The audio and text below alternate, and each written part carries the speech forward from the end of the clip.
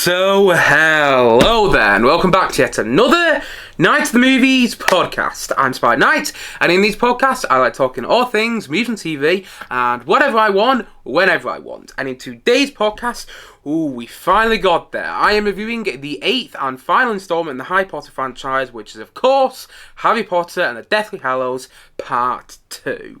But just before I do that, I should say what I say at the start of every podcast I do, which is, if you are watching this podcast on YouTube, hello to my viewers, but if you prefer to listen to your podcast on Spotify, well, even look, as you can also listen to this podcast on Spotify at Night of the Movies on that platform, and if you are already listening to me on Spotify, well, hello there to podcast listeners, then you can also check this podcast out visually. Yes, you can watch this podcast on my YouTube channel at Night of the Movies on that platform as well. Likewise, whatever you may be watching or listening to this podcast, don't forget to like and subscribe if you enjoy the podcast, of course, and please leave me with some feedback on things to improve on in future podcasts, because there are always things to improve on, and feedback is, as ever, much appreciated. So let's get into it, shall we? My review of the 8th and final Harry Potter film, Harry Potter and the Deathly Hallows Part 2. So, this, as I've already said, is the 8th and final Harry Potter film, and it is the 4th Harry Potter movie to be directed by David Yates. David Yates, who previously directed Harry Potter and the Order of the Phoenix, Harry Potter and the Half-Blood Prince, and the predecessor to this, Harry Potter and the Deathly Hallows Part 1, returned to direct the final installment. And I didn't think he did a great job with the previous 3 Harry Potter movies he directed, so I wasn't thrilled with the idea of him directing another Harry Potter movie, and the final Harry Potter movie at that.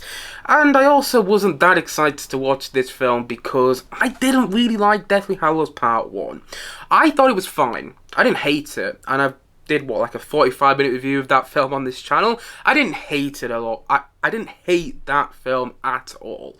But it didn't feel like a Harry Potter movie to me, and because of my meh feelings towards the last Harry Potter movie, I waited a week to watch this one, to try and build up some excitement for it in my head, to try and get some anticipation to watch this last movie. But I didn't really get excited about it, though. And I did watch it because I've been watching all the movies recently and reviewing them on this channel.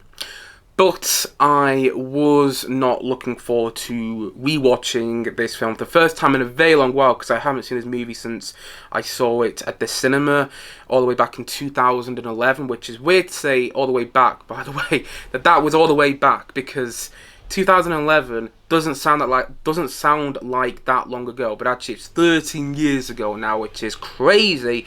But I haven't seen the film since then, and I knew I was going to rewatch it, so I was kind of interested to see what my thoughts would be on it now, because I did remember loving the film when I saw it at the cinema, and so I sat down to watch the other night. That was the point I'm making. I sat down to watch this final Harry Potter movie the other night, not that excited about it. And after finishing the movie, and after finishing the Harry Potter franchise as a whole, a couple of days ago now, here are my thoughts on the final film. Here are my thoughts on Harry Potter and the Deathly Hallows Part 2. I thought this film was fine. I didn't hate it. I didn't hate it at all. And I didn't really dislike it. It had enjoyable parts to it, and there were things I definitely liked. I thought this was the most epic of all the Harry Potter movies, and there was, a lot to like in it. I'm not saying there wasn't. But I didn't really feel any of the emotional weight behind the spectacle and the action sequences in this film. There was nothing in this film, in the final Harry Potter movie, that made me want to cheer, that got me really excited and really engaged and almost had me in tears. I thought the film ended perfectly, but it didn't almost have me in tears. And I was watching this thinking, this is not The Lord of the Rings, Return of the King, or this is not Star Wars Episode 6, The Return of the Jedi. Final films in their franchise. And the thing is, with Return of the Jedi, when I watched that film and when I rewatch it, I want to stand up and cheer in so many moments. When the Ewoks start taking down the stormtroopers, it's silly, but you have the biggest grin on your face, and I can't help but cheer every single time that happens. And Return of the King, when King Theoden gives his speech just before the Battle of Minas Tirith, I want to stand up and salute him. And I didn't have any of those moments when I was watching the final Harry Potter movie. I sat there and I didn't really find any of it that exciting, and I didn't find any of it that engaging. It was entertaining in part, and there were moments which made me smile, but the emotional beats didn't hit for me, particularly Ron and Hermione's kiss, something they've been building up for the past couple of movies, and then it happens in this film just before Voldemort shows up. Literally, I'm like, okay, wow, they've kissed. I didn't feel anything, though. I didn't care about that kiss at all. And now Voldemort's back, but that's weirdly paced and weirdly put together. Why did you put the kiss between Ron and Hermione right next to Voldemort's reintroduction? And on the topic of Voldemort, this film misuses Voldemort, in my opinion. I'm glad he was in it a lot more. I am glad that we had Ralph Fiennes as Voldemort in this final Harry Potter film, more than we did in the past, 4 Harry Potter movies? I don't know if they...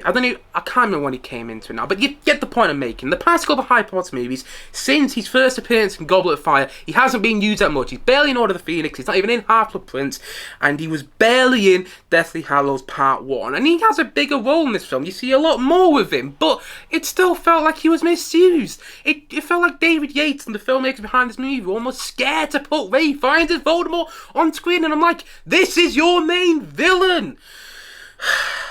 Sorry, but I loved Ralph Fiennes' introduction as Voldemort in Goblet of Fire. I thought that was one of the best shot sequences in the entirety of the Harry Potter franchise. But here, I don't think they shot Voldemort well, nor did they really give him much presence. I mean, he shows up and there's some kind of cool camera angles going on when he shows up, but then when he's in the battle, I'm like, what? Why should I care about you? I don't care about what's going on. It felt like they didn't know how to use Voldemort. And this film really felt like it was the finale to a franchise. It felt like it was a finale made for fans.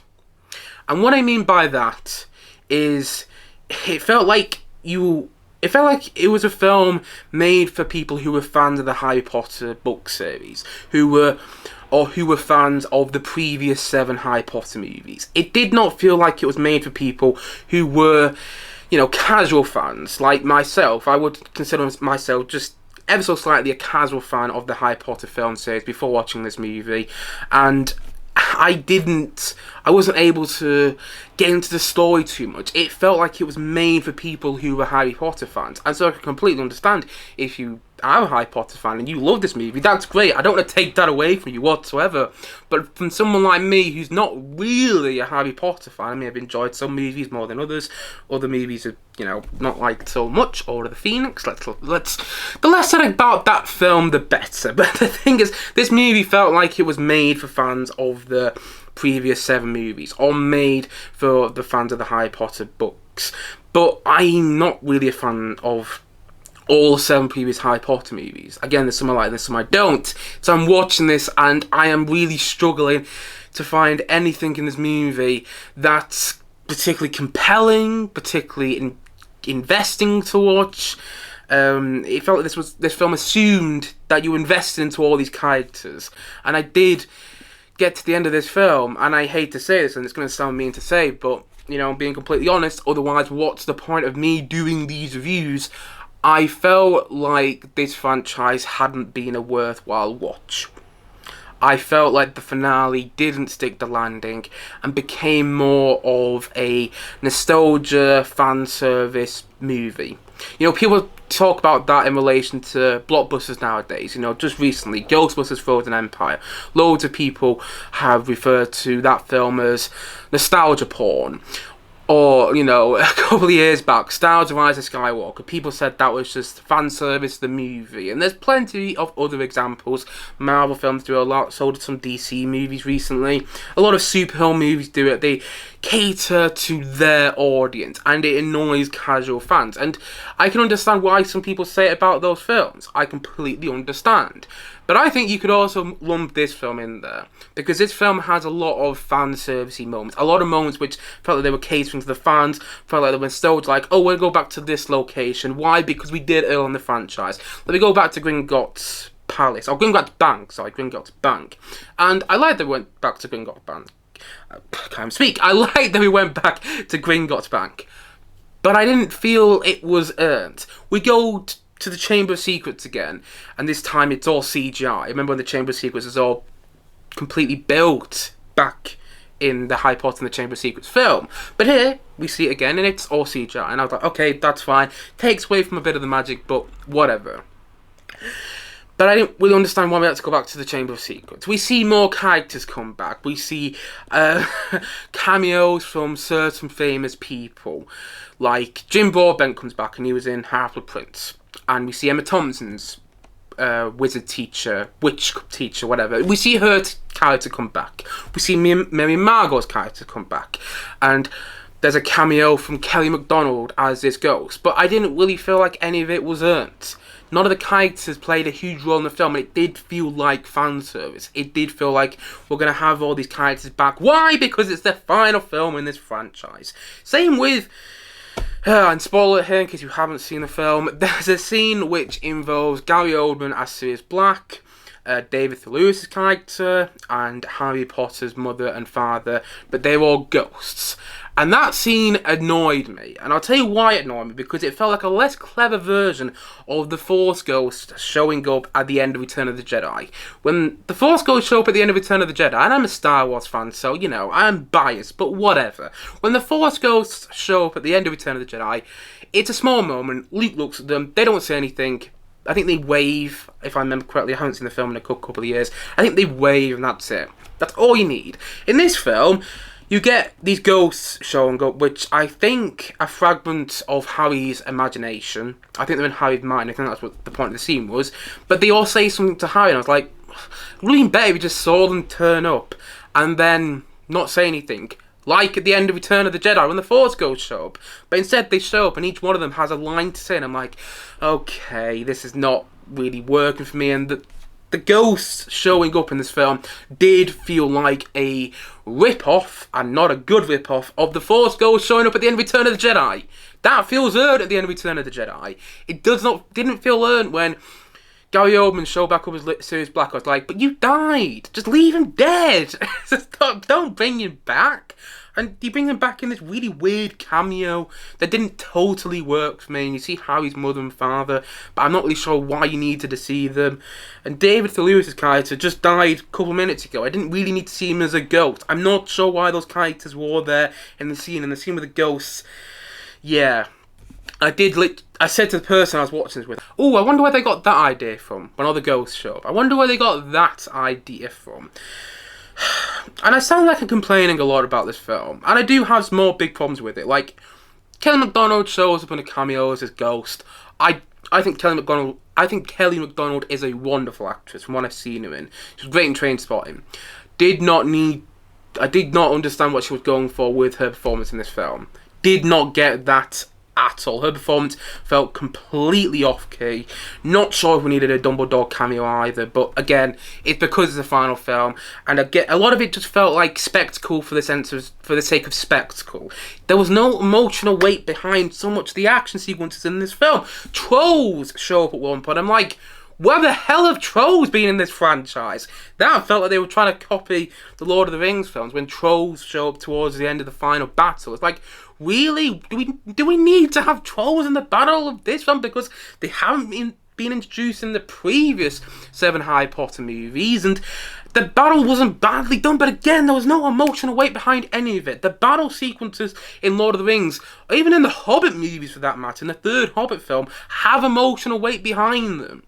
You know, but I didn't find any of that in this film. And sure, I'm comparing, you know, to Return of the Jedi and Return of the King quite a bit. But that's because those are two final films in franchises which fully deliver, and deliver all the feels for me. But this film didn't deliver any of the feels for me. The emotional beats felt off. Almost, for the most part. Almost always felt off throughout this entire movie. Right, so this is an add-on. One thing I wanted to mention when I was actually recording the podcast, but I just remembered to mention as soon as I was finished recording the podcast, and that is this. I really do like the Snape twist, when you find out that Snape was actually trying to protect Harry Potter all along. I thought that sequence, when all that was revealed, was done remarkably well, and was actually the best sequence in the film. I didn't care too much for the battle sequences, because again, they didn't have much behind them, but that sequence when you find out that Snape was trying to protect Harry Potter all along because he was in love with Harry Potter's mother, if I understand the twist correct, I thought was brilliant. The best sequence in the film. And that was actually the most satisfying part of the film, in my opinion, when you find out what Snape was really up to the entire time. Because I always thought he was like the main villain or something. Or I was like, oh, it's something about his scar. Did Snape actually give him the scar? Was it not Voldemort? And then I was watching this twist. I was like, oh no, this was a twist. Because I remember there was a twist with Snape when I started watching this film, say it's about a month or so ago now. But I didn't exactly remember what the twist was. And then when the twist was happening, I was like, oh, okay, this is good. This is probably the best part of the film. Because this is actually well executed as well. It was executed in this dream-like sequence, and when you see how everything progressed, I was very impressed by that sequence in the film. The best sequence. Everything else I could kind of take or leave. Anyway, back to the podcast and back to me rambling on about this film. But again, there were things I liked. I didn't hate the movie, and I didn't think it was unbearable to watch.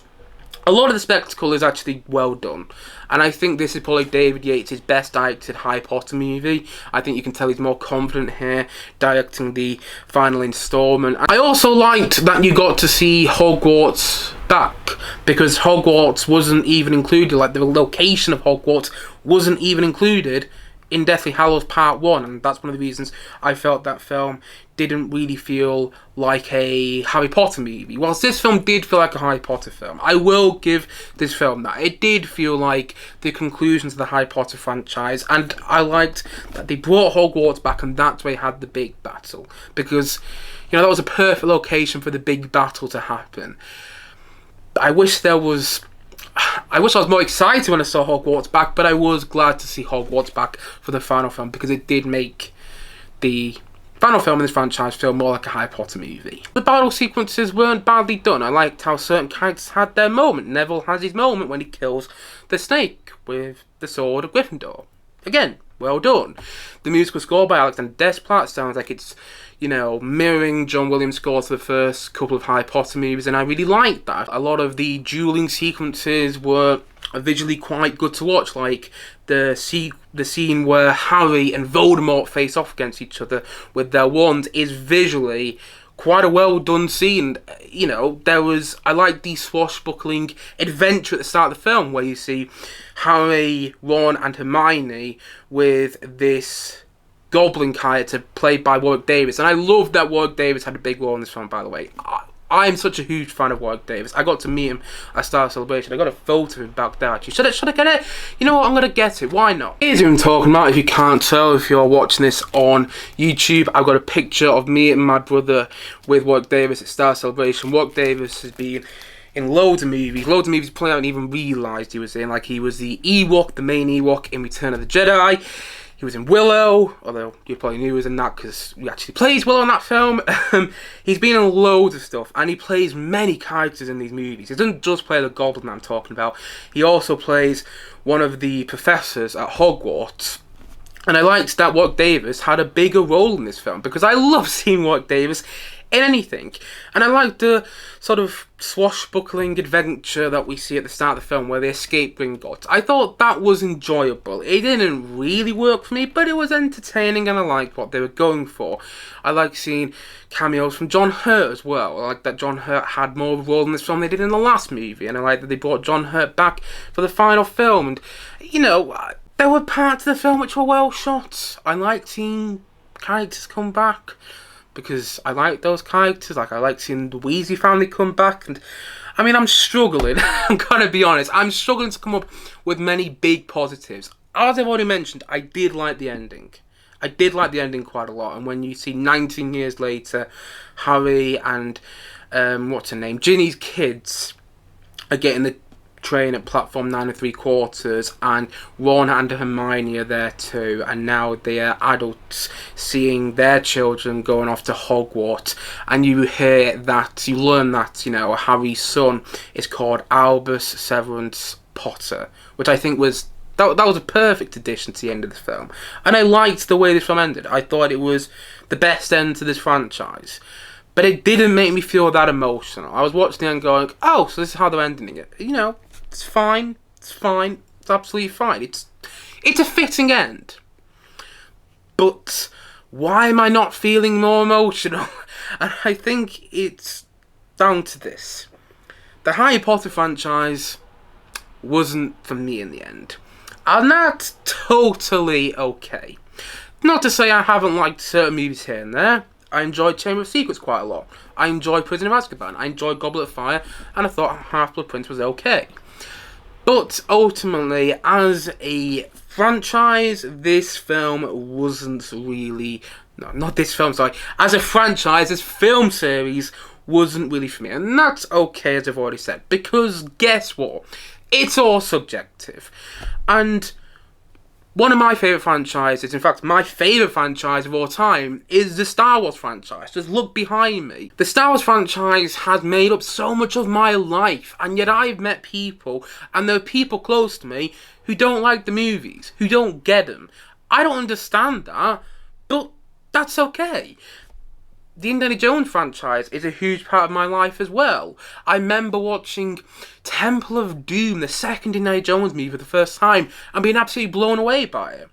But there's some people who don't really think the Indiana Jones franchise is anything special and prefer the James Bond franchise. I don't agree, but that's totally okay. There's some people who watch the Lord of the Rings films and think they are dull and derivative. Personally, I think they're absolutely crazy.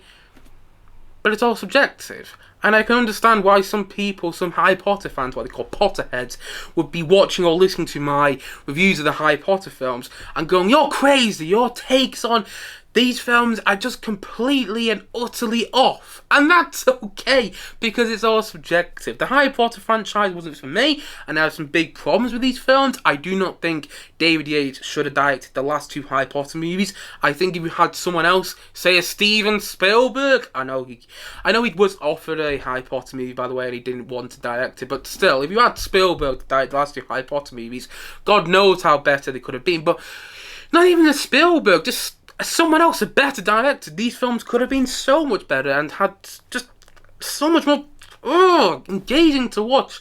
If you had a better storyteller come in with the last two movies, I think they could have been far better films. So I do not think David Yates should have directed the last two Harry Potter movies. I think as this franchise went on, the films increasingly more and more didn't really know how to use Hagrid and misused Hagrid, because Hagrid in those first couple of Harry Potter movies is an absolute joy to watch, and he's barely in the last couple. He's barely in this film, and the scene he shares with Harry, they just look at each other, they don't even say anything, and it was so underwhelming. And Hagrid was probably my favourite character when I started watching these films, rewatching them for the first time in a long, long while. But throughout the series, it felt like they didn't really know how to use him, and I didn't like how they misused Hagrid. And on the topic of characters being misused, I'm going to sound like a broken record once again, and everybody knows what I'm about to say. These films misused Ralph Fiennes as Voldemort. I don't mind that it was introduced into the fourth. I don't mind that it was introduced in the finale of the fourth film. I don't care about that, but they should have used him a lot more from the 5th to the 8th film. Show us more about what he's doing whilst Harry is at Hogwarts, or whilst Harry is trying to run away from the Death Eaters, which are trying to catch him in Deathly Hallows Part 1. Let's see a lot more about Voldemort. Let's see him building up his army. That's one thing I really think Half-Blood Prince and Deathly Hallows Part 1 should have done a lot more, but they didn't. And I do think this franchise misused Ralph Fiennes as Voldemort, because Ralph Fiennes as Voldemort is perfect casting, and Ralph Fiennes plays him menacingly. Honestly, every time he's on screen, I'm looking, I'm like, wow, Ralph Fiennes just, he plays him like he's got so much invested into him. Like, oh, he's such a good villain. I think a lot of that is down to Ralph Fiennes' performance. But it felt like they didn't really know how to use that character. And it felt like they didn't really know how to direct Ralph Fiennes as Voldemort. And they were a little scared that if they use him too much, they'll push over the PG-13 rating and make these films into a 15. It felt like they were scared about using him. Also, I do not think these films did a good job developing certain side characters who were there from the beginning, like Draco Malfoy. I felt his character arc wasn't as well done as it could have been, and I have heard from other people that his character development, his overall character arc in the books is far better. Same with Neville Longbottom. I've heard from people who have read the Harry Potter books that Neville Longbottom's character arc is far better in the books, and when he kills the snake in the battle in this film, it's a good scene, but it didn't make me cheer, you know. And that's another thing. I'm not quite sure why people love these characters so much and love the Wizarding World so much and love the Harry Potter world so much, because I don't think it's that well realised.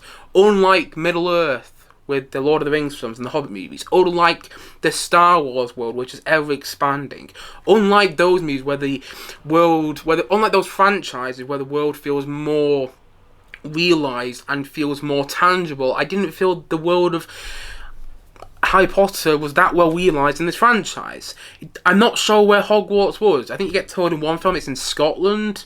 I think in Goblet of Fire you're told it's in Scotland from what I remember. So what, when you're driving up to Edinburgh in your car on the way to Scotland, do you just see Hogwarts on the left when you look out the window?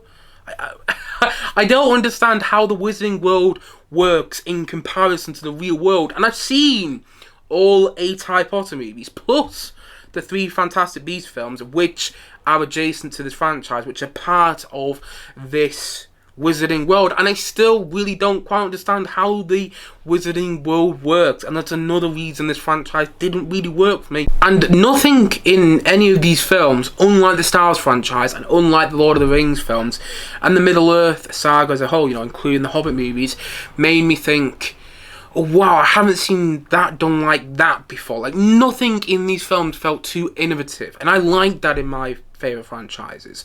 Even in the Indiana Jones franchise, there are things which haven't been done before, like the melting face sequence in Raiders of the Lost Ark. It was something that was so innovative and so of its time, but nothing in the Harry Potter movies really strikes me as that innovative. I'm not saying any of it wasn't, but nothing in the films made me go, I haven't seen that done like that before, really. There were some cool ideas, some creative and imaginative ideas, but again, nothing in the film was that magical, and nothing in the film felt like it was pushing the boundaries with what they were doing. Unlike the Star Wars franchise, or unlike the Lord of the Rings films, which they were pushing the boundaries if you look behind the scenes in those films. This franchise, I'm not saying they weren't, but it didn't feel like they were, you know?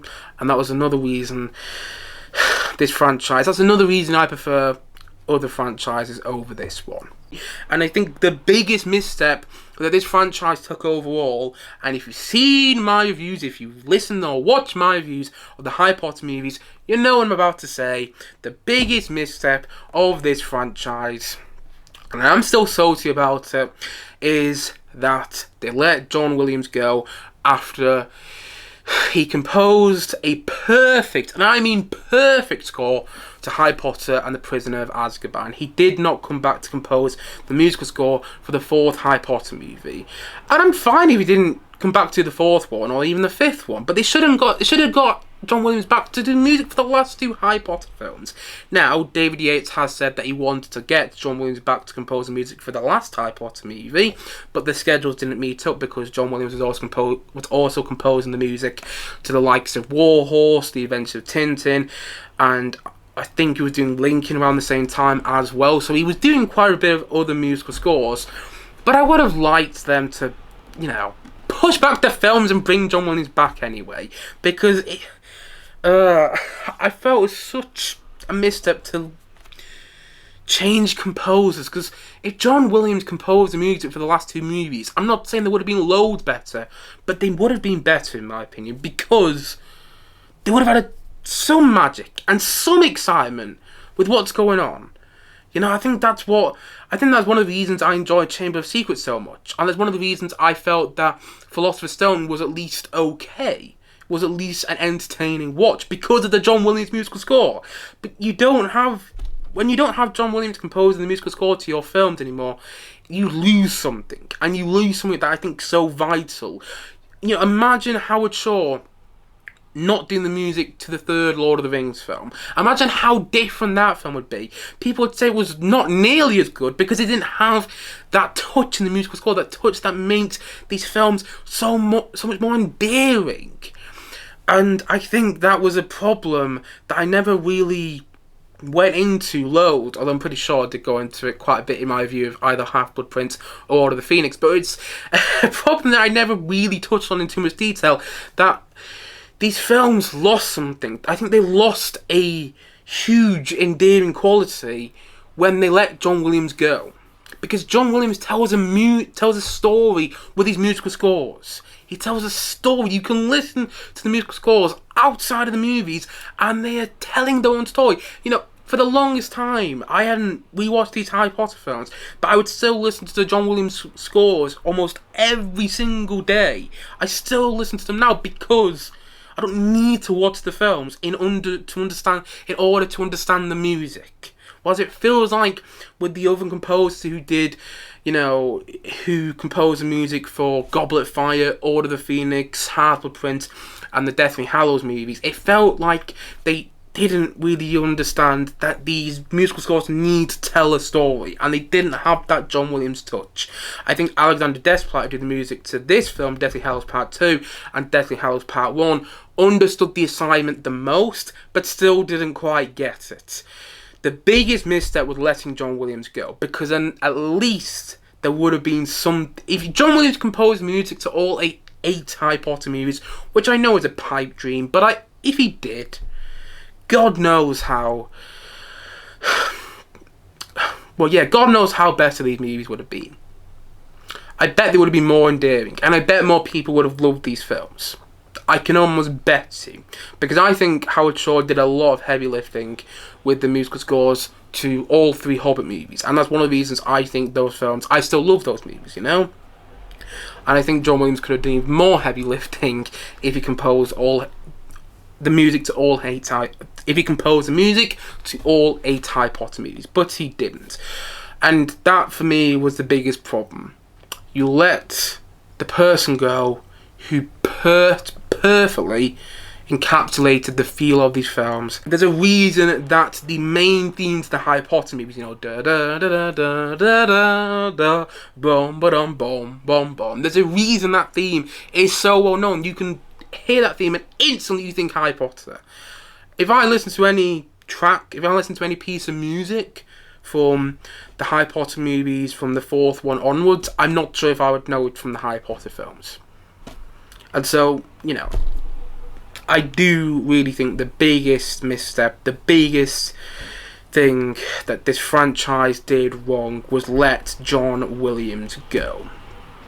So that were, those are my big problems with the franchise. Those are my big reasons that the Harry Potter franchise didn't work for me. But again, I want to emphasize that it's all subjective, and I love that people love these movies. I remember watching a video in one of my film classes back in the day where it was a video talking about all these Harry Potter fans who were queuing up to see the second to last movie at the cinema, and the line went on forever, and they were queuing at Leicester Square to get to the premiere of the last film, or the second to last film, I can't remember which one it was, but the point was, and the point of the video was, talking about how much people have invested in this franchise, and I love that people love these movies. I love that, and I don't want to dissuade anybody from liking these movies, not at all, because I've had people come up to me in the past and say, "You're a fan of the Star Wars films? Really?" And they make me feel bad for liking a franchise I love so much. And I never, ever want to do that with anybody, because the Harry Potter franchise means a lot to you.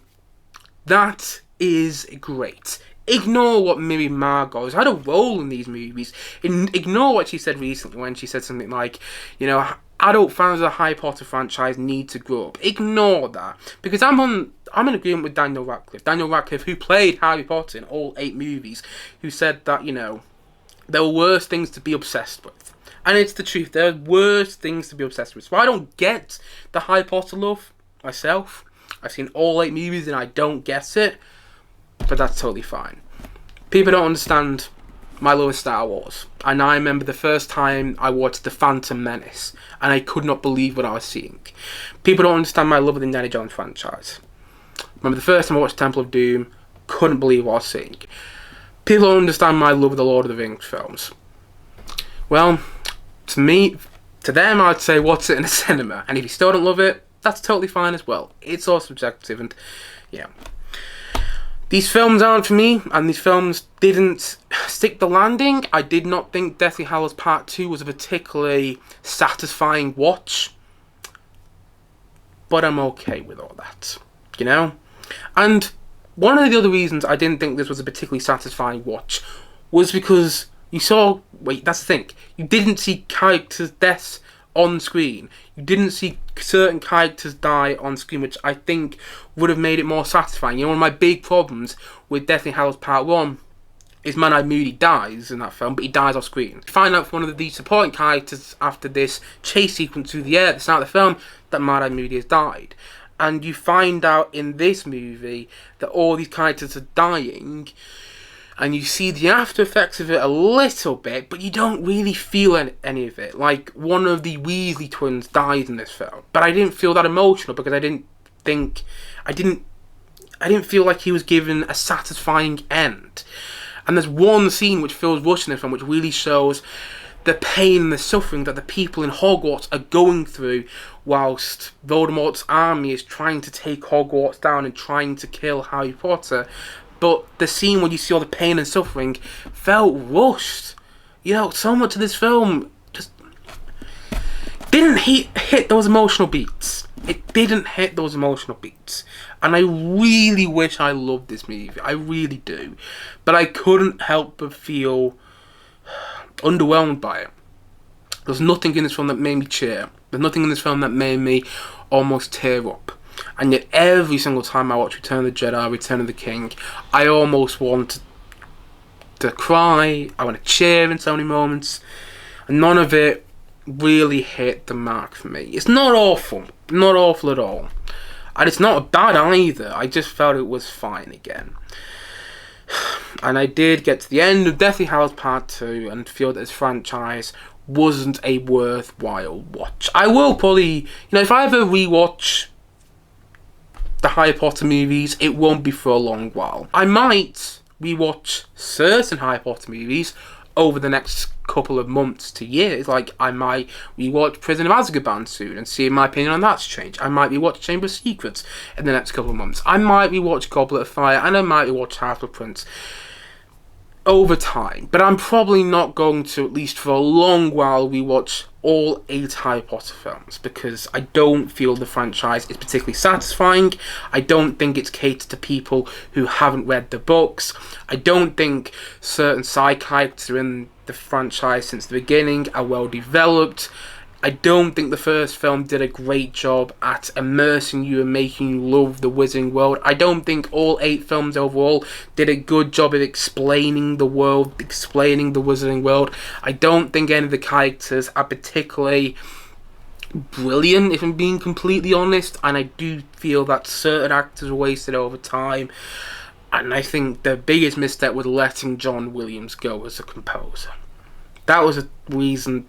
After John Williams left, although Goblet of Fire I liked quite a lot and he didn't compose the music for that, but after John Williams left after the 3rd film, I did feel like the franchise changed, and not necessarily for the better.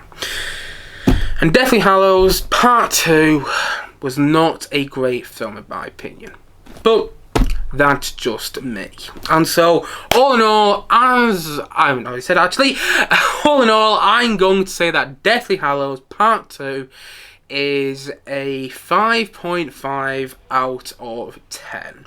Again, I don't hate this film, but a lot of it didn't have any emotional weight behind it. One instance of that is when you see Bellatrix Lestrange. By the way, her death is very underwhelming, especially because you got Helen Bonham Carter playing her. It felt like they didn't really know how to use Bellatrix and how to finish off her character arc. Anyway, when you see Bellatrix Lestrange facing off against the mother of the Weasley family, played by Julie Walters, I didn't really care because those two hadn't faced off each other, and the battle as it went on felt increasingly more like they had run out of budget.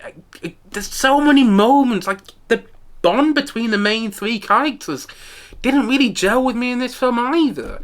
It felt like something had happened between those main three actors, between the production of Deathly Hallows Part 1 and Deathly Hallows Part 2. So that vibe wasn't totally there. Again, these emotional beats didn't work for me. Apart from the end, where I was like, okay, yeah, I can see what they're going for. It felt like a checklist. That's what it felt like. It felt like a checklist of things to include in the final film in a franchise. But it didn't... They weren't the best executed. The checklist wasn't the best executed. And again, I was unsatisfied by this film. I was underwhelmed. Because so much of this film just didn't hit me. Didn't get me in the feels. I really wanted it to, you know? I think all the performances are wonderful. I think that the main three just got better and better, their performances as the films went on. You know, and I liked seeing how those characters grow, both individually and together, you know, the main three. But other than that, I'm kind of done with the Harry Potter movies, and I'm done talking about them. I've been rambling on about this film for way too much. For way too long. So I'm going to round things off by saying that the Harry Potter franchise is not one that's really for me. Didn't feel like a worthwhile watch. And although I like certain films, I felt overall the franchise was just catered to people who are more fans of the books or fans of this world. And as I already said innumerable times in this podcast today, I'm not really a fan of the world of Harry Potter. So that's why this final film and not all the franchise, but that's why this franchise as a whole didn't work for me. And so, all in all, as I've already said, and as I'm going to say once more in this podcast today, Harry Potter and the Deathly Hallows Part 2 was an underwhelming finale. And that's why I'm going to give it a 5.5 out of 10 from me.